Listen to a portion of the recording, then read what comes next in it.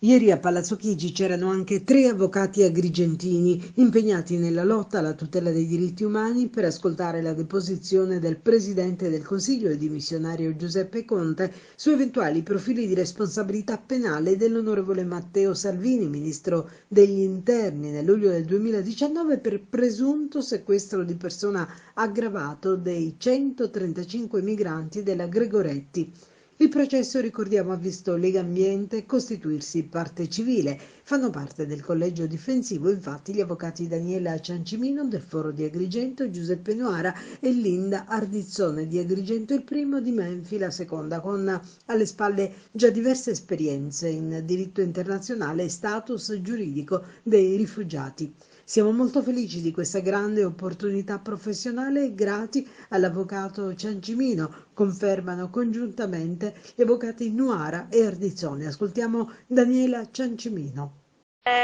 Siamo tutti insieme, abbiamo costituito una sorta di collegio difensivo, faremo delle produzioni stamattina, produrremo delle lettere della corrispondenza tra Conte e Salvini. È scritto in queste lettere fra... C'è la corrispondenza tra Conte, tra il Presidente Conte e il Ministro dell'Interno Salvini in occasione del successivo evento SAR, diciamo caso della Open Arms, che poi sarebbe successo dopo 15 giorni da quello della Gregoretti, e sono una serie di lettere molto indicative delle posizioni prese, delle distanze prese, ma ne parleremo dopo perché chiederemo al Presidente Conte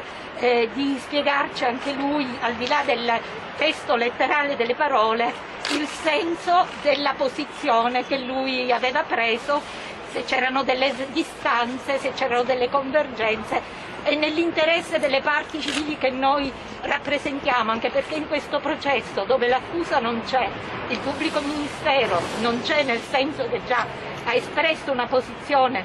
di non luogo a procedere sostanzialmente. Intanto, ieri in udienza, il Premier ha confermato che l'indirizzo politico, quello di coinvolgere preventivamente l'Europa nella redistribuzione dei migranti soccorsi nel Mediterraneo, era condiviso dal governo e le decisioni sugli sbarchi erano di competenza del Ministro dell'Interno.